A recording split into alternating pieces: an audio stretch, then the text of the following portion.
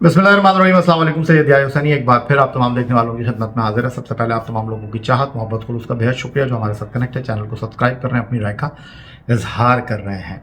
Auckland में पाकिस्तान और New Zealand की क्रिकेट टीमों के दरमियान 5 T20 मैचों की सीरीज़ का पहला मुकाबला न्यूजीलैंड की 46 रन की जीत के ऊपर अपने अख्ताम को पहुंचा और न्यूजीलैंड ने 5 T20 मैचों की सीरीज़ में पाकिस्तान के खिलाफ 1-0 की सबकत हासिल कर ली है। ओवरऑल अगर इस मैच को देखा जाए तो न्यूजीलैंड की टीम ने पहले बैटिंग करते हुए एक पहाड़ जैसा स्कोर खड़ा कर दिया था और उन्होंने बहुत हद तक अपने आप को, मैं ये कहूँ कि साउंड एंड सिक्योर कर लिया, तो शायद ये कहना गलत नहीं होगा। और कहीं मुझे ऐसा लगा कि शुरुआत वहीं से की है न्यूजीलैंड ने, जो उन्होंने चिन्ना स्वामी क्रिकेट स्टेडियम बेंगलुरु में पाकिस्तान के खिलाफ मुकाबले में की थी। और वो कहते हैं ना कि दिल नातवा ने मुकाबला तो खूब किया, 2-4 हाथ लबे बाम रह गए। वहाँ का मैच और यहाँ की सूरत हाल कुछ ज़्यादा मुख्तलिफ नहीं थी।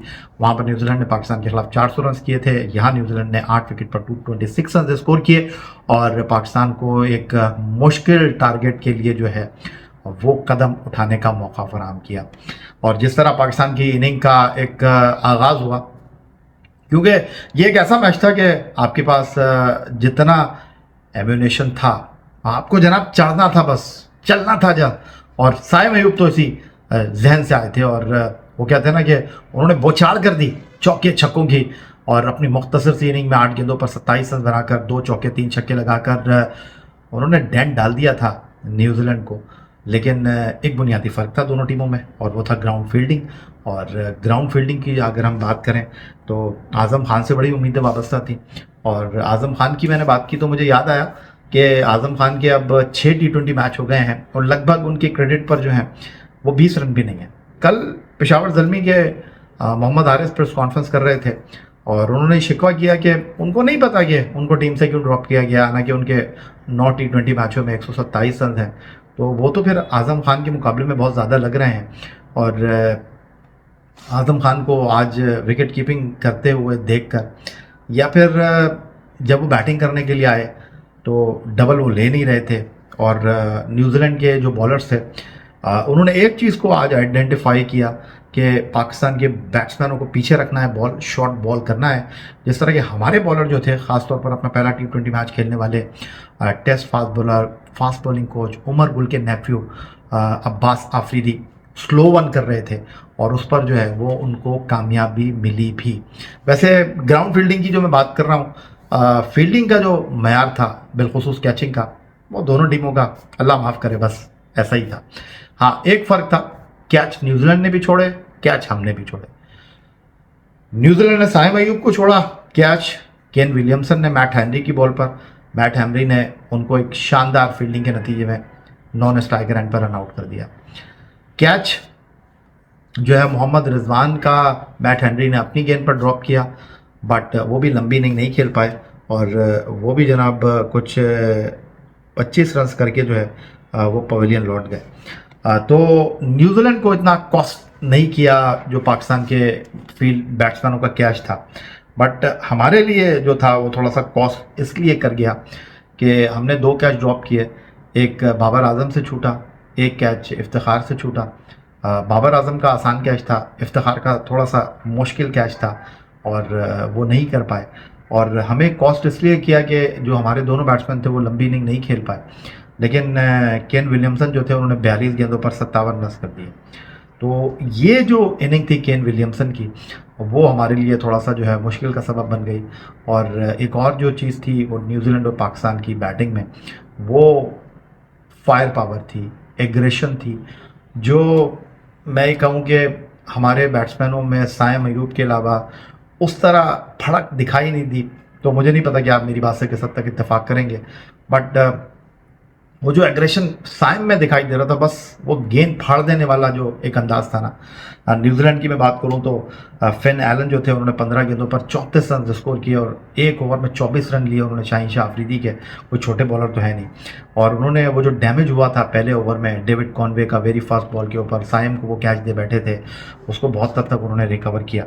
फिर नंबर 4 पर 27 गेंदों पर डैरन मिचेल ने 61 रन की बड़ी शानदार इनिंग खेली और इस परफॉर्मेंस के ऊपर जो है वो उनको प्लेयर ऑफ द मैच का अवार्ड भी मिला।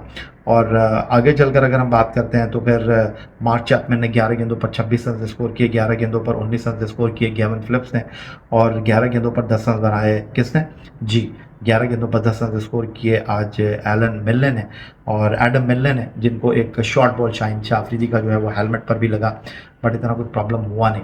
लेकिन मैच से पहले न्यूजीलैंड को एक झटका लगा और जो उनके प्राइम स्पिनर हैं, नंबर 1 स्पिनर हैं मिचेल सेंटनर, जो कि अनाउंस हो चुके हैं, हालांकि चौथा मैच नहीं खेलना केन विलियमसन ने, तो उस मैच में वो टीम को लीड करते, लेकिन उनका कोविड टेस्ट जो है वो पॉजिटिव आ गया, तो वो अब इस सीरीज से बाहर हो गए हैं। हमने 2 आज डेब्यू कराए और आज अब्बास आफरीदी ने बड़ी अच्छी बॉलिंग का मुजाहरा किया और उन्होंने जो है वो 4 ओवर में 34 रन देकर 3 विकेटें हासिल की, 6 डॉट बॉलें की, 4 चौके खाए, 2 वाइड बॉलें उन्होंने की।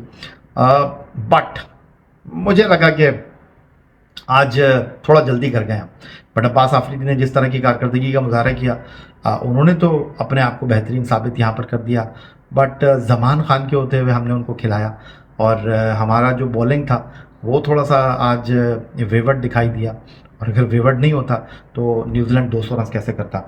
कप्तान शाहीन शाह अफरीदी ने 1 ओवर में 24 रन दिए और बाकी 3 ओवर में जो है उन्होंने कुछ लगभग 22 के करीब रन दिए, लेकिन डैमेज हो गया उनको, 3 विकेटें उन्होंने हासिल की। 4 ओवर में हारिस ने 34 रन दिए, आखिर में उन्होंने 2 विकेटें हासिल की। फिर आमिर जमाल आज बिल्कुल भी रंग में नहीं थे। न्यूजीलैंड के दौरे में आने से पहले जो परफॉर्मेंस उन्होंने ऑस्ट्रेलिया में पेश की, ऑस्ट्रेलिया के दौरे की फाइंड 18 विकेटें, बैटिंग में बहुत अच्छा परफॉर्मेंस उन्होंने दी, आज वो कुछ रंग में दिखाई नहीं दिए। उनके 4 ओवर में जो है 55 रन बने, 13.75 उनका इकॉनमी रेट रहा, 6 उन्होंने डॉट बॉलें की, 6 चौके खाए, 3 छक्के खाए।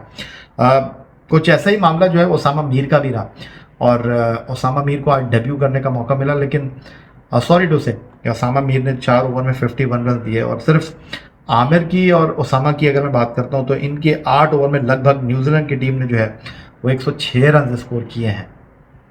तो इसका मतलब यह है कि बाकी 10 ओवर में जो है वो न्यूजीलैंड की टीम जो है 12 ओवर में उन्होंने 120 रन किए।